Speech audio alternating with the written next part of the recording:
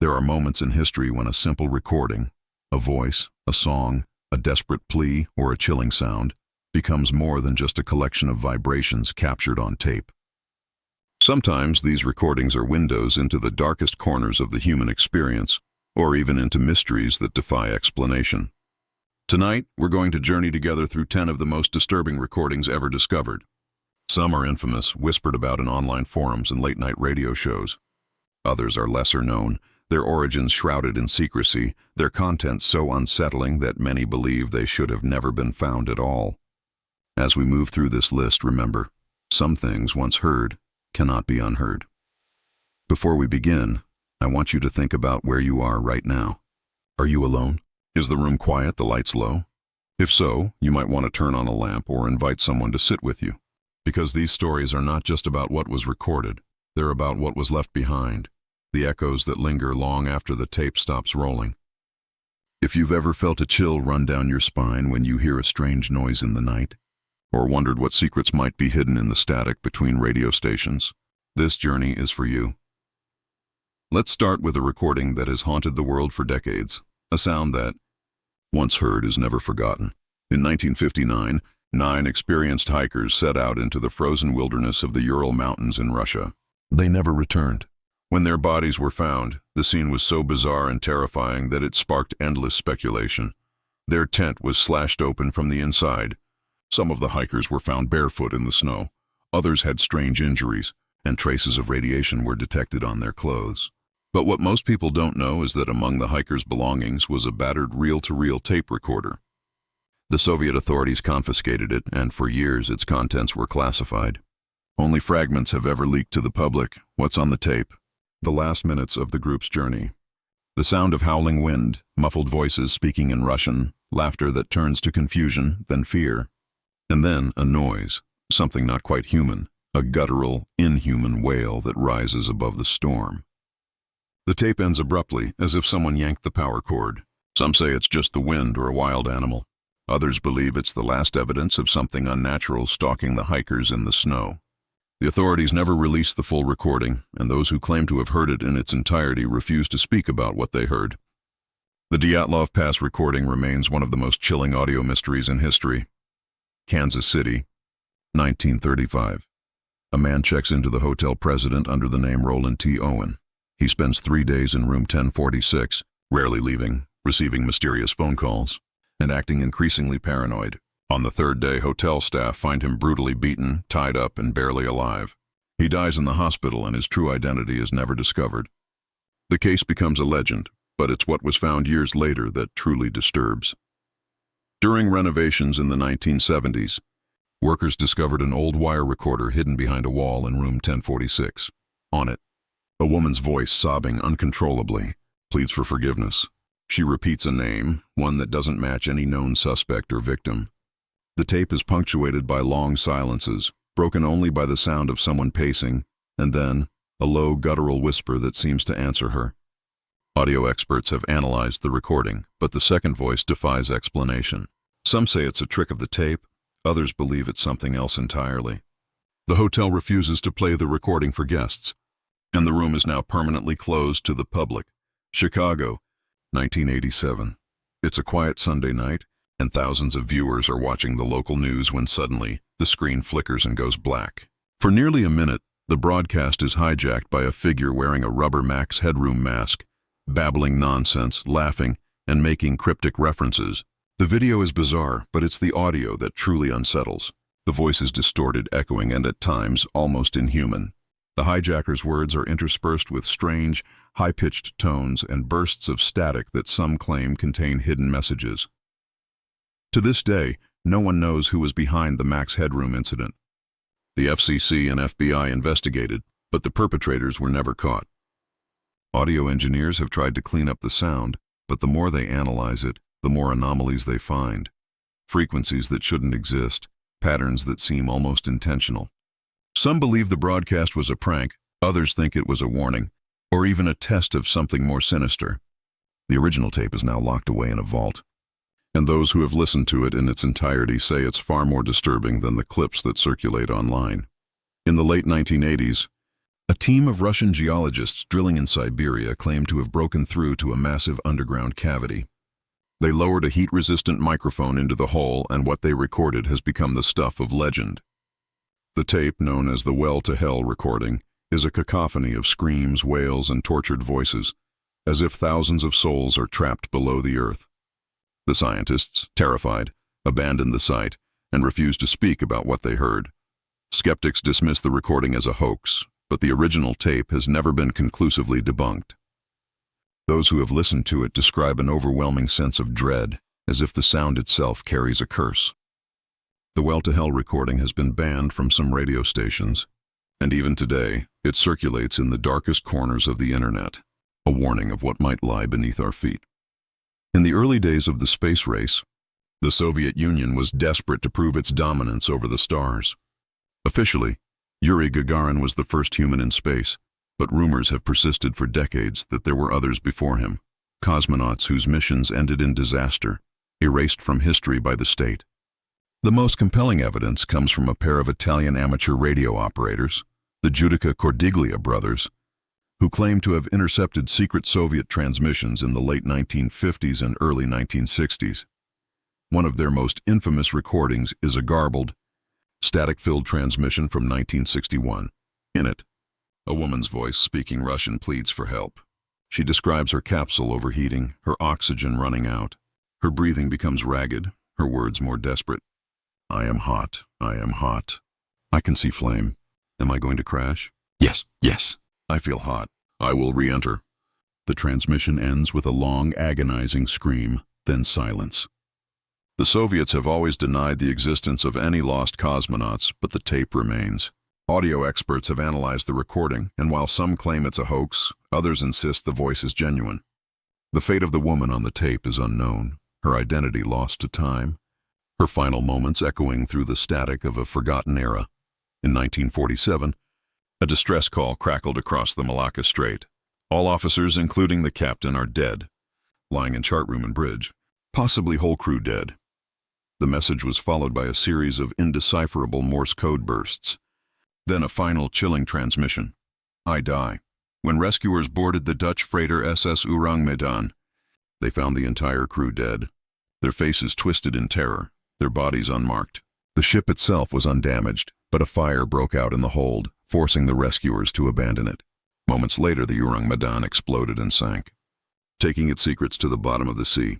For decades, the story was dismissed as a maritime legend until a water-damaged wire recording surfaced in a Rotterdam archive. The tape, believed to be a copy of the original distress call, is barely audible, but what can be heard is enough to chill the blood. The voice is panicked, speaking in broken English, punctuated by strange, guttural noises in the background. Some listeners claim to hear other voices, whispering in languages no one can identify. The tape ends with a long, static-filled silence as if the ocean itself swallowed the sound. No one knows what really happened aboard the Orang Medan, but the recording remains a testament to a mystery that refuses to die. In February 1978, 5 young men from Yuba City, California, vanished after attending a basketball game. Their car was found abandoned in the mountains, and months later, their bodies were discovered scattered across the wilderness, some miles from the vehicle. The case became known as the American Dyatlov Pass, and to this day, no one can explain what happened to the Yuba County 5. Among the evidence recovered was a small, battered cassette recorder. The tape inside is short, but what it contains is deeply unsettling. The men's voices are frantic, arguing about whether to leave the car or stay put. One of them insists they're being followed, that he can see lights moving in the trees. Another begs to go back, his voice cracking with fear. There are strange noises in the background, crunching footsteps, a distant metallic clang, and what some have described as a low, inhuman growl. The tape ends abruptly, as if someone snatched the recorder away. The families of the victims have never allowed the full recording to be released, but those who have heard it say it's the sound of pure terror, a mystery that may never be solved. In 1977, astronomer Jerry Amon was scanning the skies for extraterrestrial signals when he detected a 72-second burst of radio waves from the constellation Sagittarius. The signal was so unusual that Amon circled it on the printout and wrote "Wow" in the margin, giving the event its name. For decades, the "Wow" Signal has been the subject of intense debate. Was it a message from another civilization, or just a cosmic fluke? What few people know is that the original recording of the signal was preserved on magnetic tape. When played back, it's a series of rising and falling tones, almost musical, but with an underlying pattern that seems intentional. Some listeners describe feeling a sense of awe. Others report a creeping unease, as if the sound is trying to communicate something just beyond human understanding. Audio engineers who have analyzed the tape claim to have found hidden harmonics, frequencies that don't occur naturally. The wow signal remains unexplained, a message from the stars that may never be answered. In 2013, the body of Canadian student Elisa Lam was found in a water tank atop the Cecil Hotel in Los Angeles. The case became an internet sensation, fueled by the release of security camera footage showing Lam behaving erratically in the hotel elevator, pressing buttons, peering into the hallway, hiding in the corner, and gesturing as if speaking to someone unseen. The video is disturbing enough, but what's less known is that the original security tape included audio, which was later removed before being released to the public. Those who have heard the unedited audio describe a series of strange, echoing sounds, whispers, footsteps, and a low, rhythmic thumping that seems to come from inside the elevator itself. At one point, there's a faint, distorted voice, speaking in a language no one has been able to identify. The hotel and police have never commented on the existence of the audio, but rumors persist that it contains evidence of something, or someone, else in the elevator with Lam. The case remains unsolved and the original tape is locked away, its secrets known only to a select few. Scattered across the shortwave radio spectrum are mysterious broadcasts known as numbers stations. For decades, listeners have reported hearing robotic voices, often female, reciting strings of numbers, words, or coded phrases, sometimes accompanied by eerie music or tones. The purpose of these broadcasts is unknown, but most experts believe they are coded messages for spies operating in foreign countries. One of the most infamous is the Lincolnshire Poacher, a station that broadcast from somewhere in Cyprus for over 20 years. The recording begins with a jaunty English folk tune, followed by a woman's voice reading groups of 5 numbers in a cold, mechanical tone. The effect is deeply unsettling, as if the voice is not quite human. Some listeners have reported hearing strange background noises, whispers, static, even what sounds like distant screams. The true origin and purpose of the numbers stations remain a mystery, and their broadcasts continue to this day, a chilling reminder that some secrets are never meant to be uncovered. Let's return to the Dyatlov Pass, not to repeat the story, but to consider what it means to listen to the last moments of a life. Imagine the cold, the wind howling outside the tent, the sense of something closing in. The tape recorder clicks on, capturing voices that are already tinged with fear. There's a moment, a single, sharp intake of breath when everything changes. The laughter stops. The voices become urgent, then panicked. And then that sound. A wail, a scream, a noise that doesn't belong in the world of the living. The tape ends, but the questions remain. What did they see? What did they hear? The recording is a doorway, but it opens onto darkness. Contrast this with the Max Headroom broadcast. Here, the terror is not in the content, but in the intrusion itself. The sense that someone, somewhere, has the power to break into your home, your safe space, and speak directly to you in a language you can't understand. The distorted voice, the flickering image, the sense of being watched. It's a violation, a reminder that the boundaries we trust between public and private, real and unreal, are more fragile than we think. The Max Headroom incident is often dismissed as a prank, but for those who experienced it live, it was a moment of pure, unfiltered dread. The Well to Hell recording is different still. Here, the fear is existential, the idea that beneath our feet lies a world of suffering, a place where the rules of nature no longer apply. The screams on the tape are not just the cries of the damned. They are a reflection of our own deepest fears, our anxieties about what happens after death, about the possibility that there are places we are not meant to go. The recording is a warning, a siren song that calls us to the edge of the abyss and dares us to look down. The lost cosmonaut tapes are perhaps the most tragic. Here, the horror is not supernatural, but all too human. A voice alone in the void, pleading for help that will never come. The static, the crackle of failing equipment, the slow realization that no one is listening. It's a reminder of the cost of ambition, of the lives sacrificed in the name of progress. The woman on the tape is a ghost, not because she haunts the living, but because she was erased from history, her story untold, her suffering unacknowledged. The recording is her only memorial, a testament to the price of secrets. The Unexplained tape is a mystery wrapped in a riddle. The voices, the noises, the sense of something unseen moving through the ship. The final words, "I die," are a punctuation mark, a full stop at the end of a sentence that can never be completed. The tape is a relic, a piece of evidence that refuses to be explained. Some say it's a hoax, others believe it's proof of something monstrous lurking in the depths. But the truth is, the tape is disturbing, not because of what it reveals, but because of what it hides. The silence at the end is more terrifying than any scream. The Yuba County Five's final tape is a study in desperation. The voices are familiar, ordinary, the kind you might hear in any car on any night. But as the fear grows, as the realization sets in that they are lost, the tone changes. The arguments become frantic, the background noise is more pronounced. The sense of being hunted, of something moving just out of sight, is palpable. The tape is a record of a descent into madness, a chronicle of fear that ends not with answers, but with more questions.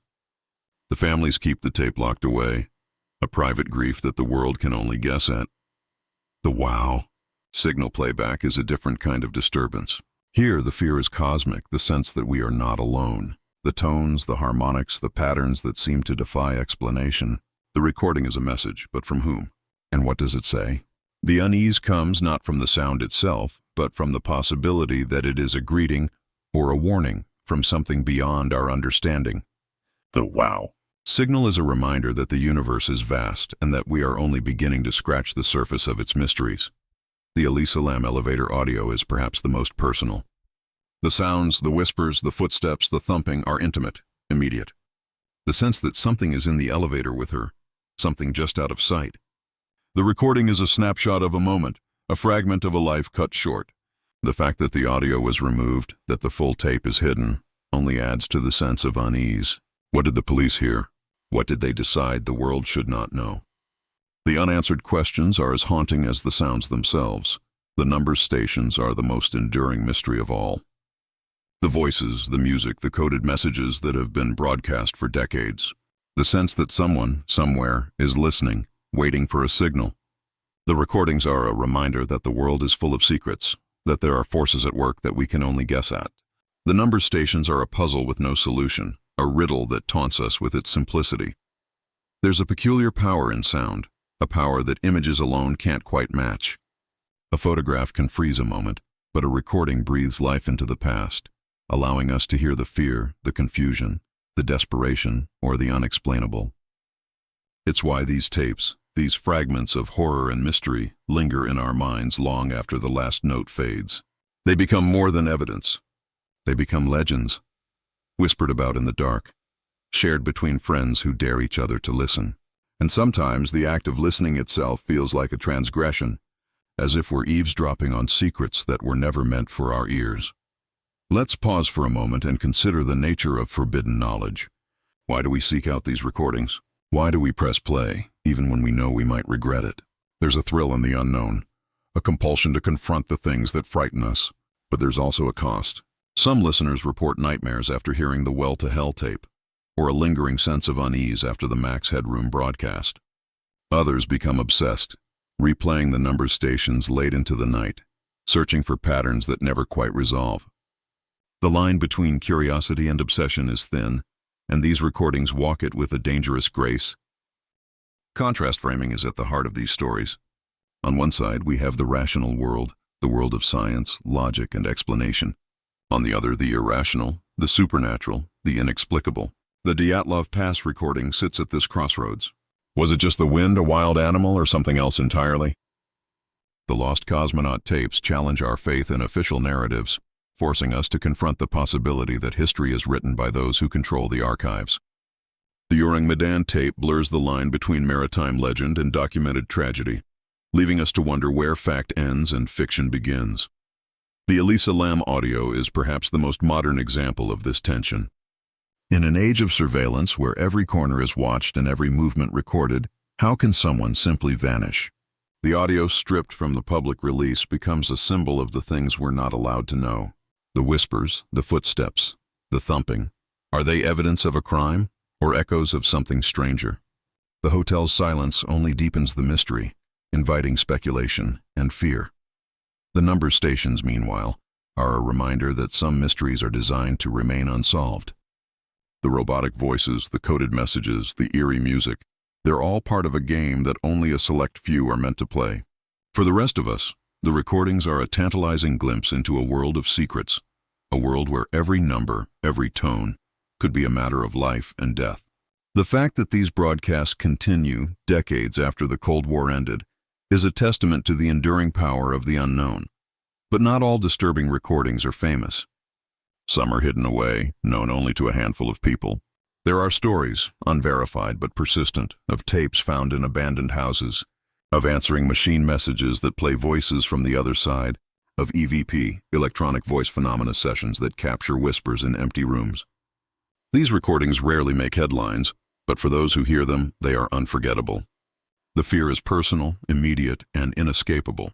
Consider the case of the basement tape, a recording allegedly found in a condemned house in rural Pennsylvania.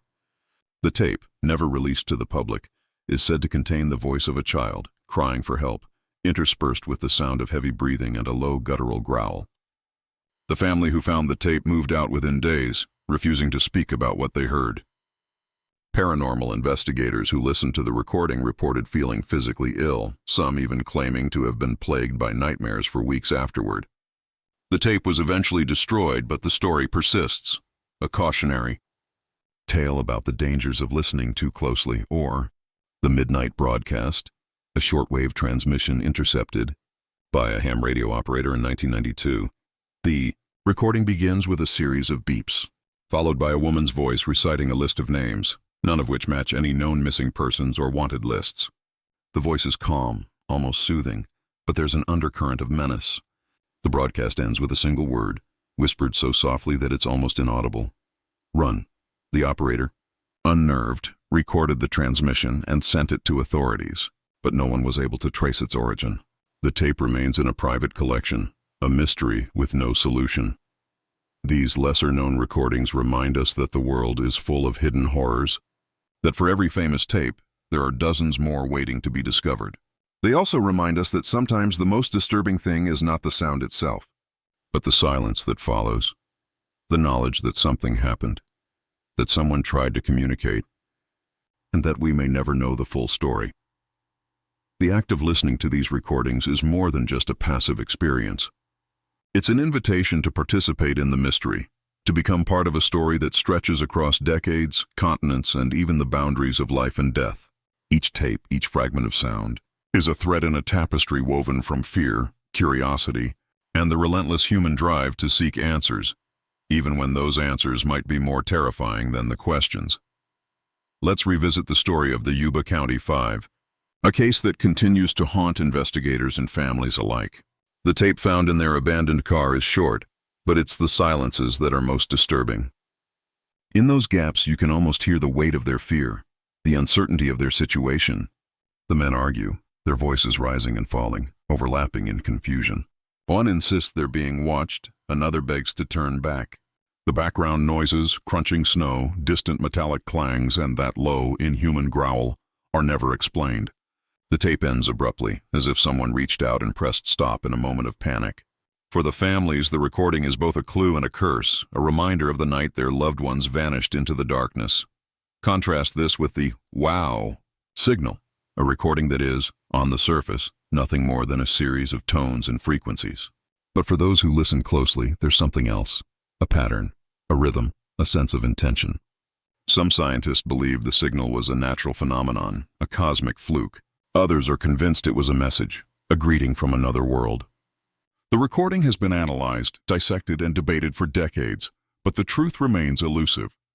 The wow signal is a reminder that the universe is vast and that we are not as alone as we might like to believe.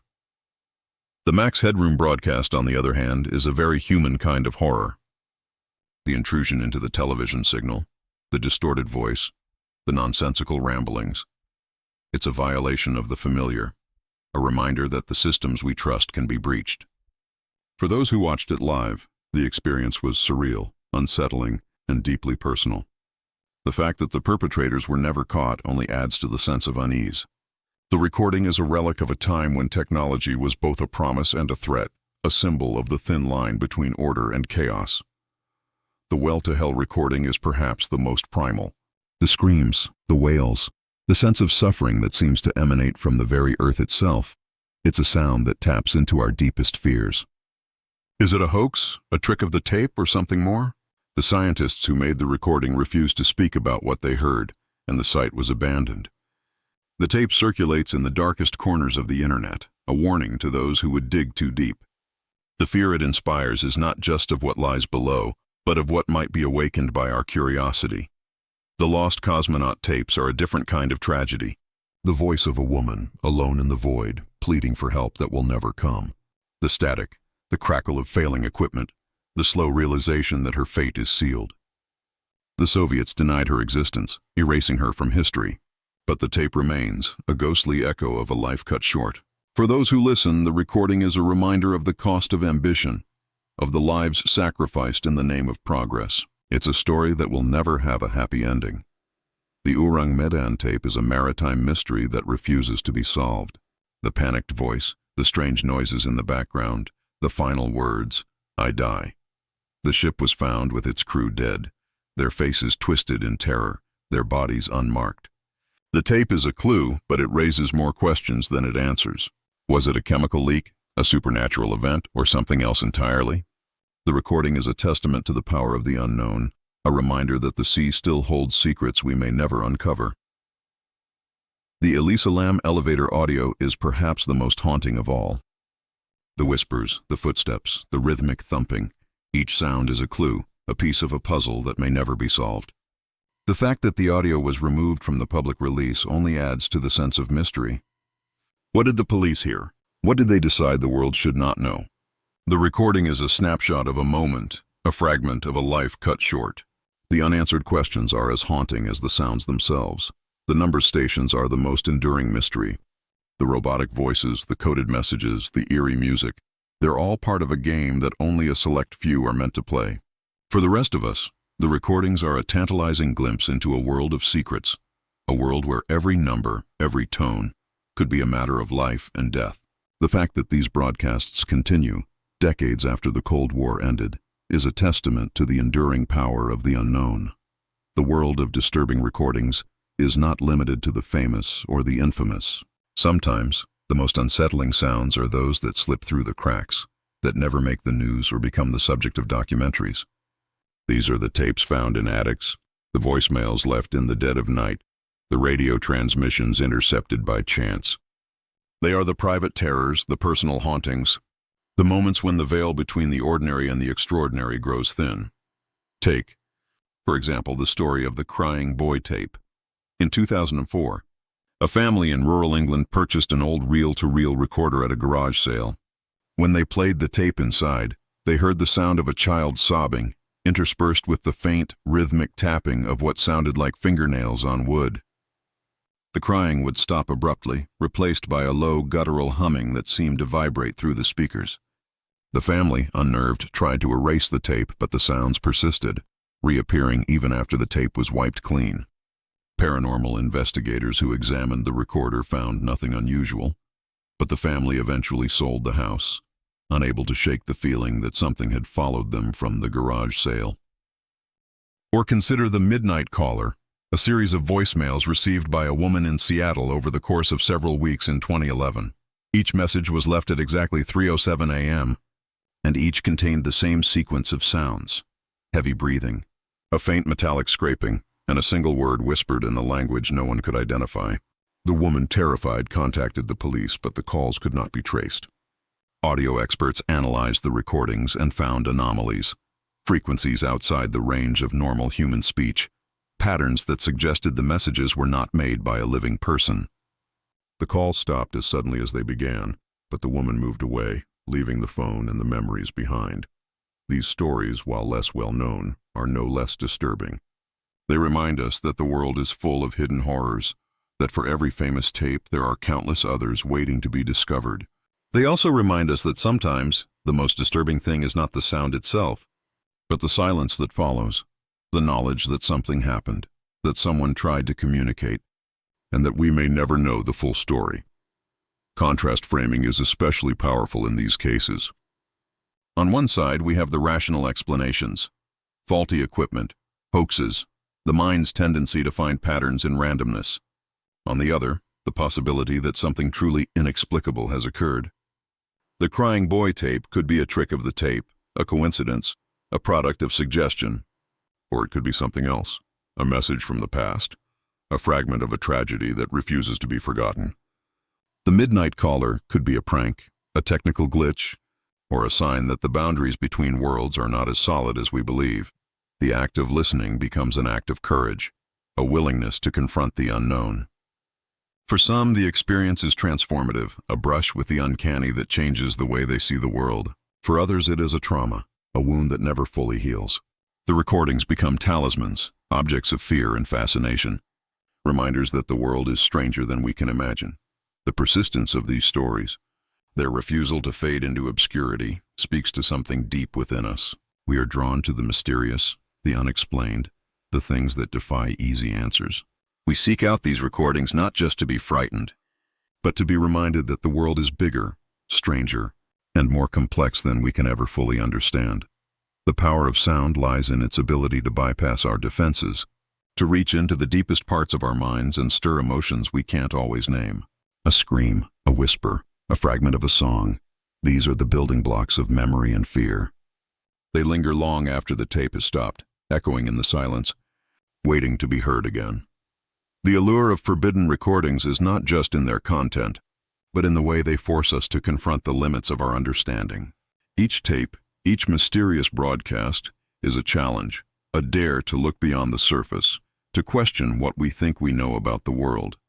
And as we listen, we become part of the story, our imaginations filling in the gaps, our fears amplifying every unexplained sound. Let's return for a moment to the number stations, those enigmatic broadcasts that have haunted the airwaves for generations. Imagine sitting alone in a dark room, the only light coming from the glow of your radio dial. You turn the knob, searching for music or news, but instead you find a voice, cold, mechanical, reciting numbers in an endless, hypnotic sequence. The voice is sometimes interrupted by bursts of static, by fragments of music, by sounds that seem almost human but not quite. You know rationally that these are coded messages, relics of a bygone era of espionage. But as you listen, you can't shake the feeling that the message is meant for you, that the voice on the other end is aware of your presence. This is the power of contrast framing. The tension between the mundane and the mysterious, the ordinary and the extraordinary. The number stations are, on one level, just another form of communication, a tool used by governments to send instructions to agents in the field. But on another level, they are something else entirely, a reminder that the world is full of secrets, that there are forces at work that we can only guess at. The recordings are both banal and terrifying, their meaning forever just out of reach. The same is true of the wow signal. To most people, it's just a blip on a chart, a burst of radio waves from deep space. But for those who have heard the playback, who have listened to the rising and falling tones, there is a sense of awe, of possibility, of fear. The signal is a message, but from whom? And what does it say? The recording is a riddle, a puzzle that may never be solved. It is both a scientific curiosity and a source of existential dread. The Dyatlov Pass recording, too, sits at the intersection of the known and the unknown. The voices, the laughter, the sudden shift to panic. It's a story that could be explained by natural causes, by fear and confusion in the face of danger. But the unexplained noises, the inhuman wail, the abrupt end, these are the elements that keep the mystery alive, that invite speculation and fear. The recording is a window into a moment of terror, a fragment of a story that will never be fully told. The Max Headroom broadcast is a different kind of intrusion. Here, the fear is not of the supernatural, but of the human capacity for chaos. The hijacker's distorted voice, the nonsensical ramblings, the sense of being watched, it's a violation of the familiar, a reminder that the systems we trust can be breached. The recording is a relic of a time when technology was both a promise and a threat. A symbol of the thin line between order and disorder, the well-to-hell recording, with its cacophony of screams and wails, is perhaps the most primal of all. The fear it inspires is not just of what lies beneath the earth, but of what might be awakened by our curiosity. The tape is a warning, a siren song that calls us to the edge of the abyss and dares us to look down. The scientists who made the recording refused to speak about what they heard, and the site was abandoned.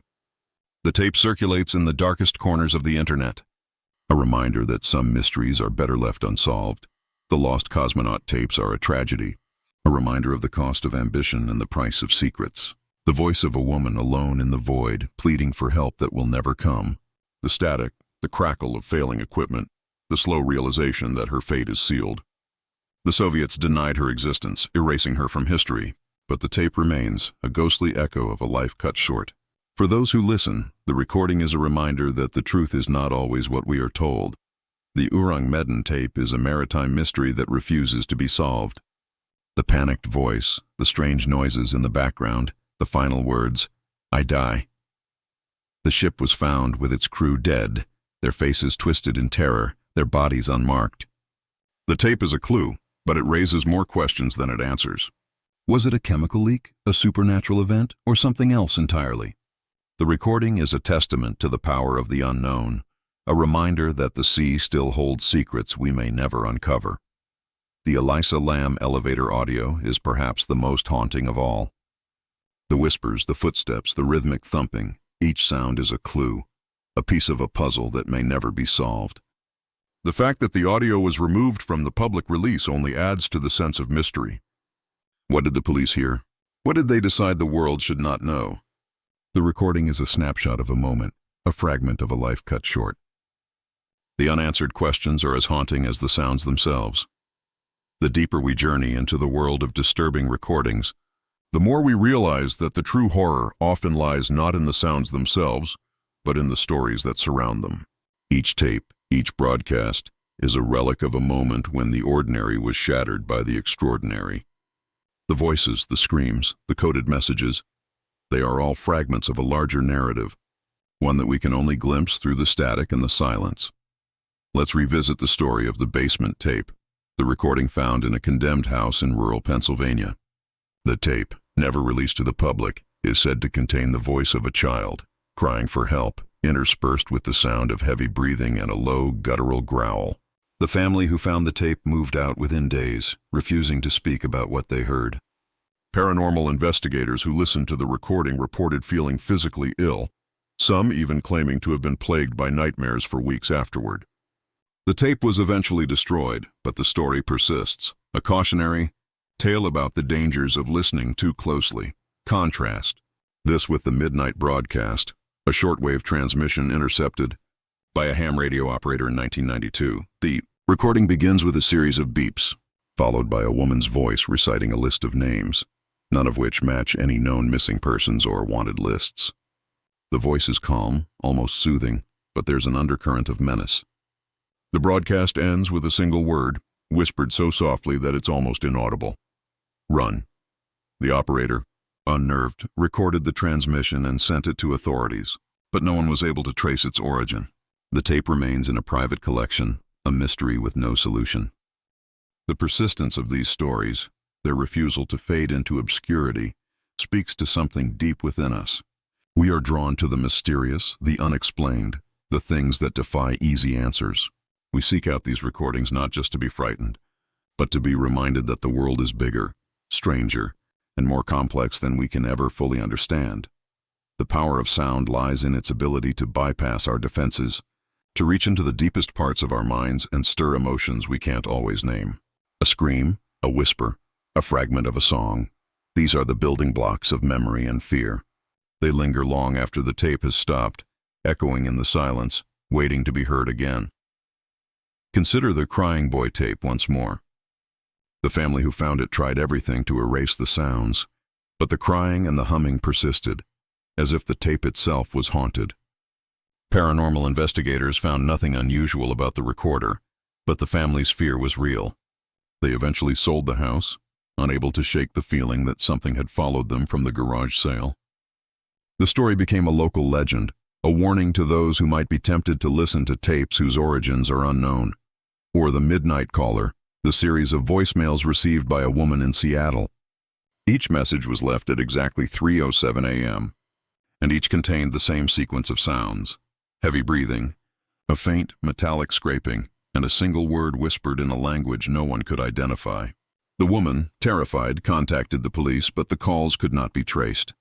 Audio experts analyzed the recordings and found anomalies, frequencies outside the range of normal human speech, patterns that suggested the messages were not made by a living person.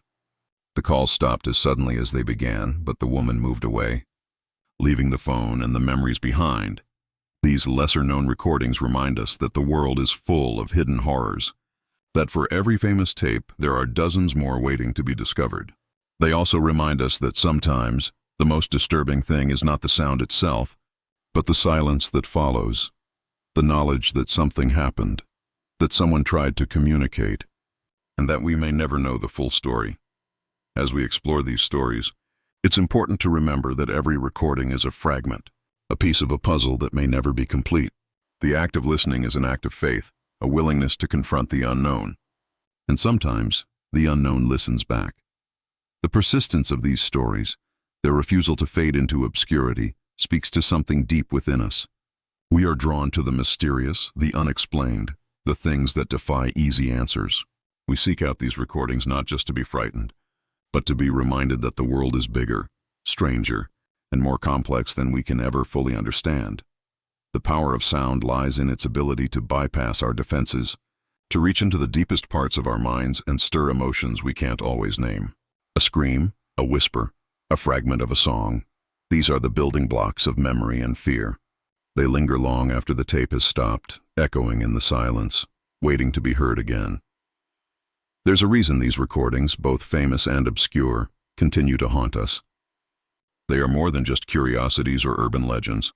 They are reminders of the limits of our knowledge, the fragility of our reality, and the darkness that sometimes seeps through the cracks. Each tape is a testament to the power of the unknown, a challenge to our need for answers, and a mirror reflecting our deepest fears. Let's reflect on the psychological impact of these recordings. For some, the act of listening is a thrill, a brush with danger that can be safely experienced from the comfort of home. For others, it's a source of anxiety, a trigger for nightmares and sleepless nights. The Well to Hell recording, for example, has been blamed for everything from insomnia to nervous breakdowns.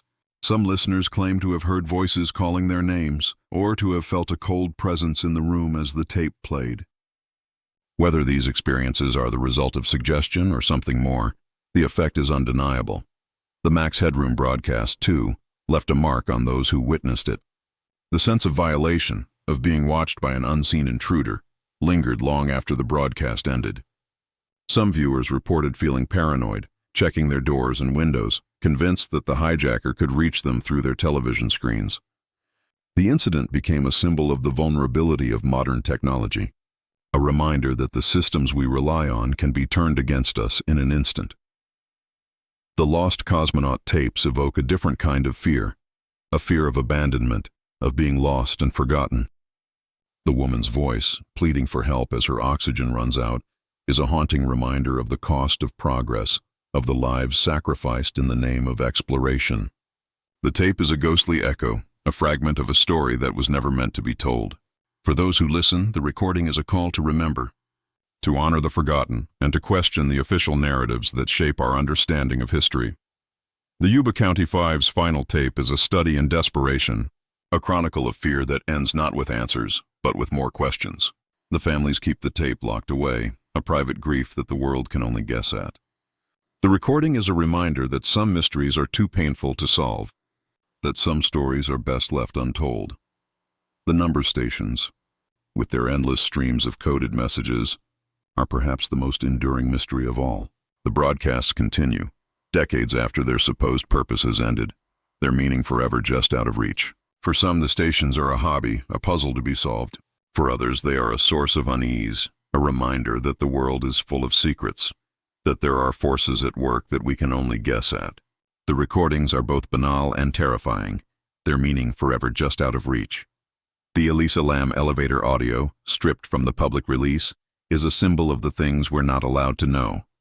The whispers, the footsteps, the thumping, are they evidence of a crime or echoes of something stranger? The unanswered questions are as haunting as the sounds themselves. The recording is a snapshot of a moment, a fragment of a life cut short, a mystery that may never be solved. The basement tape, the crying boy tape, the midnight caller. These lesser-known recordings are reminders that the world is full of hidden horrors, that for every famous tape, there are countless others waiting to be discovered. They also remind us that sometimes the most disturbing thing is not the sound itself, but the silence that follows, the knowledge that something happened, that someone tried to communicate, and that we may never know the full story. As we approach the end of our journey, it's worth considering why we are drawn to these stories. Is it the thrill of the unknown, the desire to confront our fears in a safe environment? Or is it something deeper, a need to believe that the world is bigger, stranger, and more mysterious than we are told? Perhaps it is both. The recordings are a challenge, a dare to look beyond the surface, to question what we think we know about the world. There is a peculiar silence that follows the end of a disturbing recording, a silence that is not quite empty, but instead filled with the weight of what has just been heard. It's in this silence that the true impact of these tapes is felt, as the mind replays the sounds, searching for meaning, for comfort, for some way to make sense of the inexplicable. The stories behind these recordings linger, not just as curiosities or cautionary tales, but as living questions that refuse to be answered. Consider the people who have come into contact with these tapes. The radio operators who stumbled upon number stations in the dead of night, their curiosity giving way to unease as the broadcasts continued, unclaimed and unexplained. The families who found old cassettes in attics or basements, only to be confronted by voices from the past, sometimes familiar, sometimes impossibly strange. The investigators who listened to the Well to Hell recording or the Yuba County Five's final tape, only to find themselves haunted by what they heard, unable to shake the feeling that something vital had slipped through their grasp. For some, these experiences become obsessions. They pore over every detail, analyze every second of audio, convinced that the answers are just out of reach. Online forums fill with speculation, theories, and attempts at decoding. The Max Headroom incident, for example, has inspired decades of amateur sleuthing, with countless hours spent dissecting the hijacker's words, the background noises, the possible clues hidden in the static.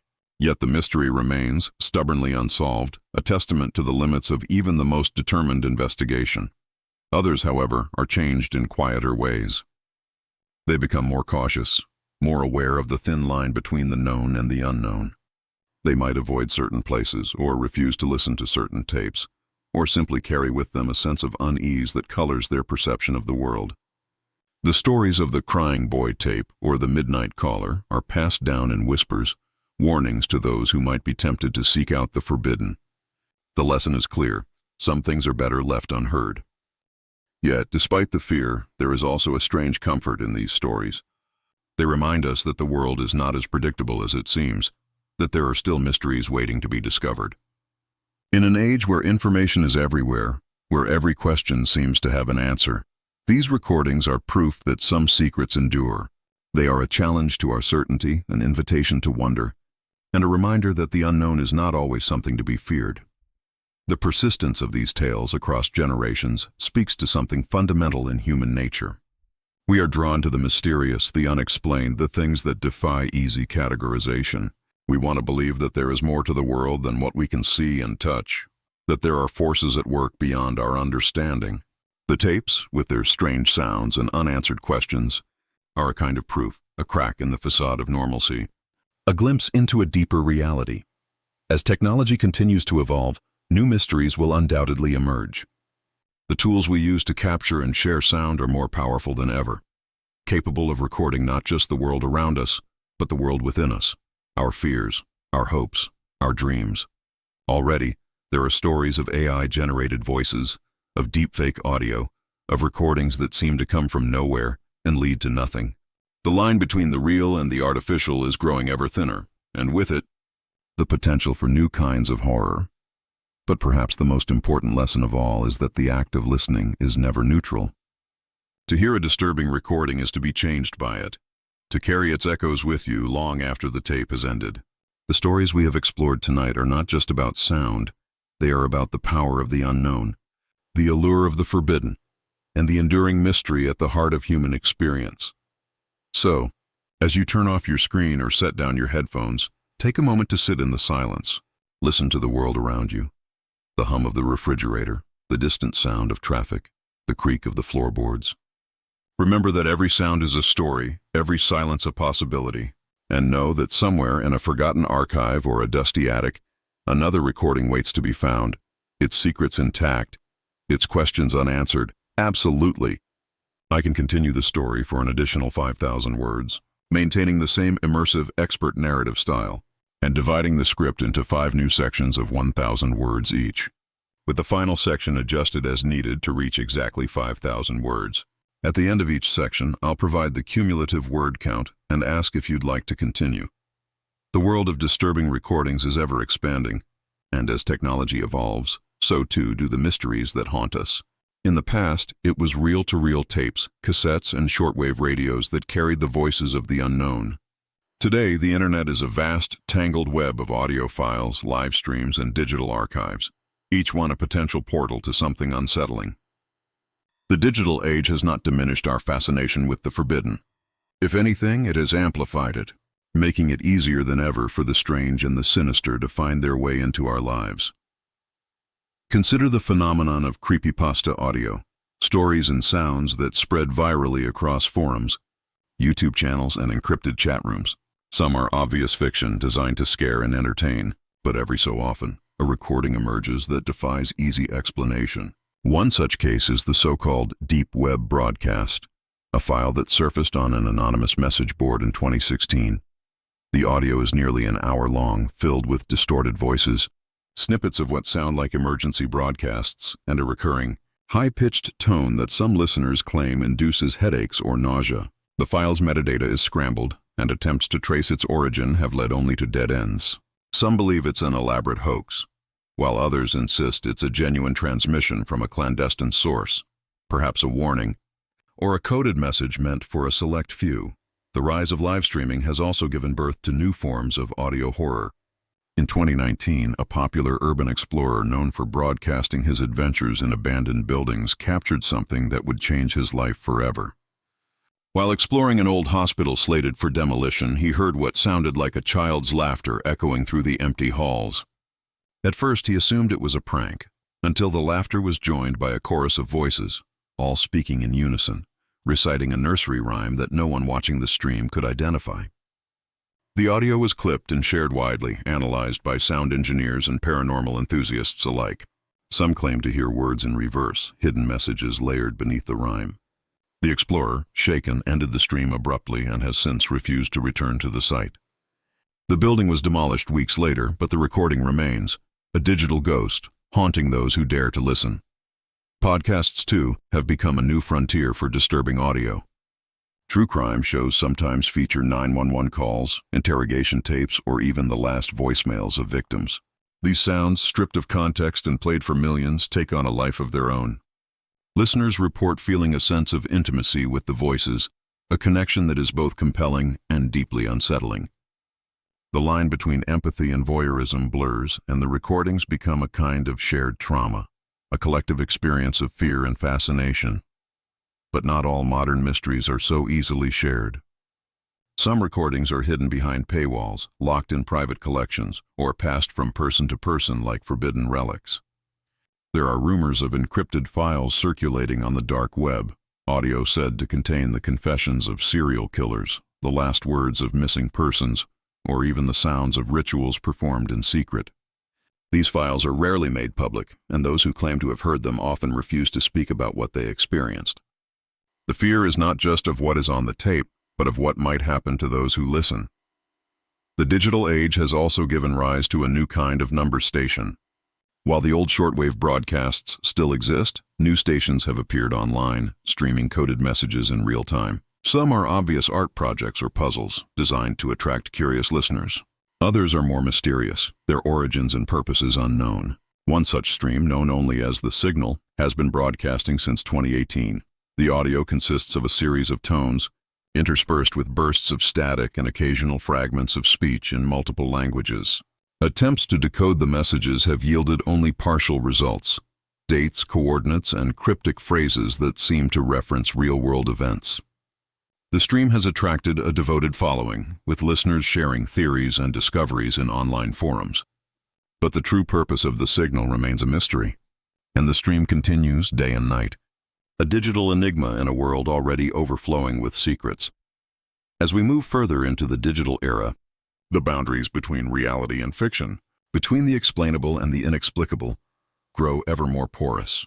The recordings we encounter are not just relics of the past, but living, evolving mysteries, shaped by the technology that creates them and by the people who listen. The act of hearing, of bearing witness, is as powerful as ever. And the stories, old and new, continue to echo in the silence, waiting for someone brave enough to press play. The digital age has not only changed how we encounter disturbing recordings, but also how we respond to them. In the past, a mysterious tape might circulate among a handful of people, its legend growing with each retelling. Now a single upload can reach millions in hours, sparking global conversations, investigations, and even mass hysteria. The viral nature of the internet means that stories once confined to local rumor or late-night radio can become worldwide phenomena overnight. Take, for example, the infamous SCP-701 incident. While the SCP Foundation is a collaborative fiction project, the legend of SCP-701, the so-called Hanged King's tragedy, has bled into real-world urban legend. According to the story, a lost Elizabethan play, when performed or even listened to in audio form, drives its audience to madness and violence. In 2020, a YouTube channel uploaded what it claimed was a recovered audio performance of the play. The video was quickly taken down, but not before thousands had listened. In the days that followed, forums filled with reports of nightmares, paranoia, and even hallucinations. Some dismissed it as mass suggestion, but others insisted the audio contained frequencies that could affect the mind. Whether real or imagined, the incident is a testament to the power of suggestion and the way a recording, even a fictional one, can take on a life of its own in the digital age. Another modern phenomenon is the rise of ARGs, or alternate reality games, which often use disturbing audio as part of their puzzles. These games blur the line between fiction and reality, drawing players into elaborate mysteries that unfold across multiple platforms. One of the most notorious is the Cicada 3301 puzzle, which began with a series of cryptic images posted online and soon led to audio files containing coded messages, strange music, and even what some claimed were hidden voices. The puzzles attracted thousands of participants, some of whom became obsessed with decoding every detail. The true purpose of Cicada 3301 remains unknown, but the recordings left behind are a testament to the enduring allure of the mysterious. But not all viral recordings are part of games or fiction. In 2017, a series of mysterious voicemails began appearing on the phones of random Twitter users. The messages consisted of a robotic voice reciting a string of numbers and letters, interspersed with the NATO phonetic alphabet. Some listeners claimed to hear faint music or voices in the background. Theories ranged from government warnings to marketing stunts to genuine distress signals. The story exploded on social media, with users sharing their own recordings, analyzing the codes, and speculating about their meaning. The phenomenon eventually faded, but the voicemails remain, a digital mystery that may never be solved. The internet has also given rise to a new kind of haunting, the cursed audio file. These are recordings said to bring misfortune, nightmares, or even death to those who listen. While most are easily debunked, a few have achieved legendary status. One such file, known as the Grinning Man's Song, is a distorted lullaby said to have originated on a now-defunct message board. According to legend, those who listen to the entire song experience vivid nightmares of a smiling figure standing at the foot of their bed. The file has been uploaded and removed countless times, but always seems to resurface, passed from user to user like a digital contagion. Whether the curse is real or simply the power of suggestion, the story endures. A modern echo of ancient superstitions. The democratization of audio technology means that anyone, anywhere, can create and share their own disturbing recordings. Some are elaborate hoaxes, designed to scare or entertain. Others are genuine cries for help, lost in the noise of the internet. In 2021, a Reddit user posted a recording they claimed to have found on a discarded phone. The audio consisted of a woman's voice, speaking in a language no one could identify, interspersed with bursts of static and what sounded like distant explosions. Linguists and cryptographers attempted to decode the message, but no consensus was reached. The post was eventually deleted, but not before sparking weeks of speculation and fear. The sheer volume of audio available online means that new mysteries are constantly emerging. Some are quickly explained, a prank, a glitch, a misunderstood song. Others linger, their origins and meanings unknown. The internet is a vast, ever-changing archive, and somewhere within its depths, new recordings wait to be discovered, their secrets intact. But the digital age has also brought new dangers.